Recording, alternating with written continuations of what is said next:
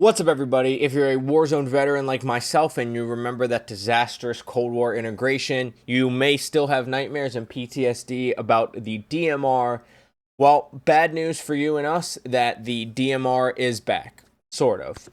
The conversion kit, the JAK Cataclysm, was added for the RPK as last week's weekly challenge, and it's kind of reminiscent of the DMR, and honestly the closest thing to the DMR since the Type 63 that became meta after the DMR nerf. So it's been a couple years since we've had a weapon that's really like this. I think the closest comparison since maybe was the Signal, both 50 cal, can two-shot, blah, blah, blah. But this just feels kind of like a reincarnation of the DMR with a slower fire rate. Like I said, it's the RPK JAK Cataclysm conversion kit. And if you want to unlock it, you just have to go into your challenges, go to weekly, go to week 2, and complete any 5 challenges across multiplayer, zombies, battle royale, and you can unlock it. It makes it into a semi-auto 50 caliber conversion, 15 round mag, and at 2 shots at any range as long as you hit a neck or a chest shot. It's absolutely broken. So of course we're going to go look at the loadout, and then we're going to go look at true game data for people that care about it by the numbers. But before we do, don't forget to like, comment, subscribe, hit that notification bell if you like content like this. Let me know in the comments what you think, if this is like the DMR, if it's broken, if it's just a fun weapon to use, or if it's a problem. If it's not, let me know in the comments down below. And also, my Twitch and all my socials are linked down below. So if you want, follow me anywhere. Subscribe, comment, like, whatever. Always makes my day to get interactions on other platforms. And my second channel, J Christ Plays, where I upload single-player gameplay, is down there as well. Without further ado, let's go to the loadout. Okay, so there is a little bit of different ways to build this. First of all, the most important attachment obviously is going to be the JAK Cataclysm conversion kit. Then, because it's single fire, we're not worried about recoil, but we do want to extend the bullet velocity and damage range, so we're not worried about something like a quartermaster, which helps gun control and recoil. Although the gun kit control could come in handy, we'd rather push out the bullet velocity and damage range, especially because this has kind of crappy bullet velocity. So we go with the sonic suppressor here. We can't put a barrel on it, unfortunately, so no barrel. Then we have the Royale Eagle's Eye, if you want to play it more, like if you want to try this out on Rebirth, which it can work on Rebirth. But for big map, I have been going to our old trusty friend from Warzone 2, the Forge Tac Delta 4. So really that's a preference, but I've just been playing big map, so I actually been running the Forge Tac Delta 4. Of course, there's a bunch of other scopes that you can look into, but I've been running the Forge Tac Delta 4 overall. Then we go to the Broadside FCT stock because it helps aiming idle sway, which is important. It helps aim down sight speed, sprint to fire speed, crouch movement speed. The aim idle sway is what we're helping the most with here. There's other stocks, of course. You know, they help gun kick control. One helps just aiming idle sway, but we go with the Broadside because it also helps the sprint speed, the aim down sight speed, the crouch move speed. Then where I think you can really differ is we can't put ammunition, so we can't put high grain on, unfortunately. The last attachment is where you can change things up. I have the Demo X2 grip because it helps gun kick control, recoil control. It does hurt aim idle sway, but the gun kick control is nice to is a nice benefit. You could also go into Brace LS if you are all about the flinch resistant and aim idle sway. Go with the Brace LS grip. Really, I'd recommend the Demo or the Brace LS if you go the rear grip.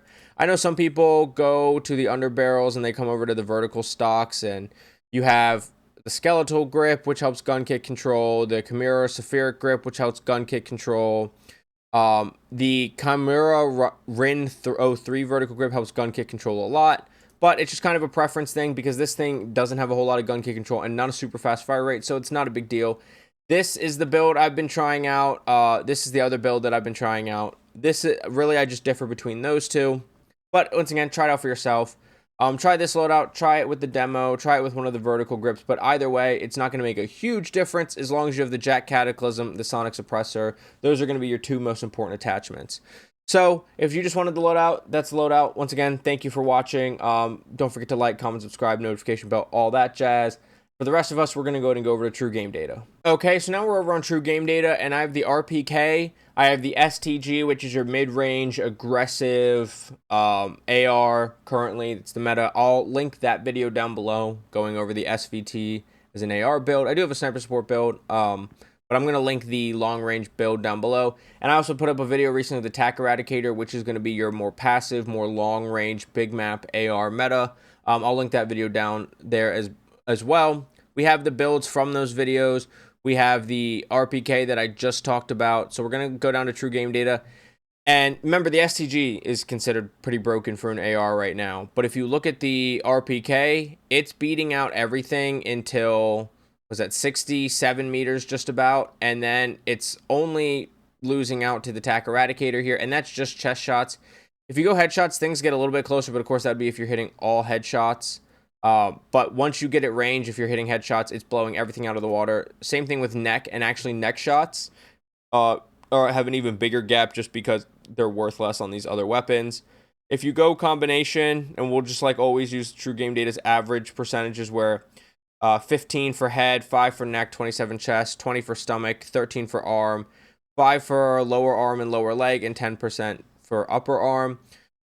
It's blowing everything out of the water at all ranges. It's completely broken. Where it becomes less broken is when you come down to the numbers on these lists.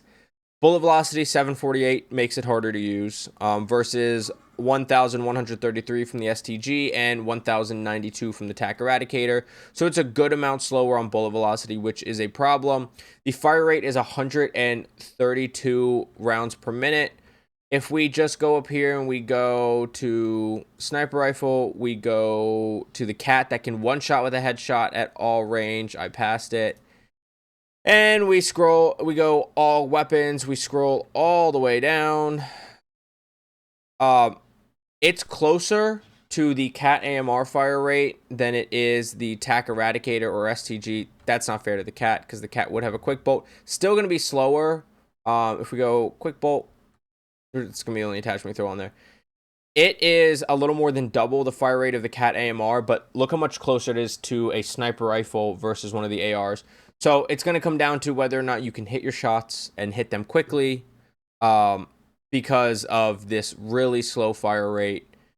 So bullet velocity, fire rate are the big issues. Nothing else is too big of a deal other than reload time. The reload time is a half a second slower than the cat, 2.3 seconds slower than the STG, which can also be a problem.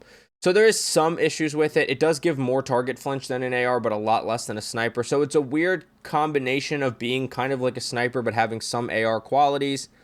And that's not super great. The cat AMR without any attachments has only 128 less bullet velocity. But if we quickly throw on high grain rounds and a sonic suppressor and a barrel, I think it's the Zang 34. So that's more of the meta build for the TAC Eradicator now, or the cat AMR. So now the cat AMR has more bullet velocity with its meta build than the RPK does, and that kind of highlights the problem really in the RPK and what makes it hard to use. So can it be an absolutely broken weapon time to kill wise? Absolutely. Is it completely broken? No, not really. I mean, if you go headshots and you just compare it to the cat AMR, which, you know, doesn't have near the fire rate or the reload speed or the ADS speed or anything of the MWIII, which is also one shot, it makes the RPK look a lot less broken because the RPK is essentially a semi-automatic sniper rifle, which, you know, it's fun. It can be broken. I think if you play AR play, it's more broken, but if you're a sniper, it's not worth switching off of sniper. But definitely something fun to use. Is it broken? You decide. Let me know down in the comments. And like I've said twice in this video already, don't forget to like, comment, subscribe, notification bell. Everything linked down below. True game data, socials, Twitch, other YouTube channel, other videos. Check everything out that you feel like checking out. Of course, you're never obligated or guilted over here. But I will see you on Urzikstan, Rebirth Island, Fortune's Keep, and Vondel. Get frying. Have a good day. Bye.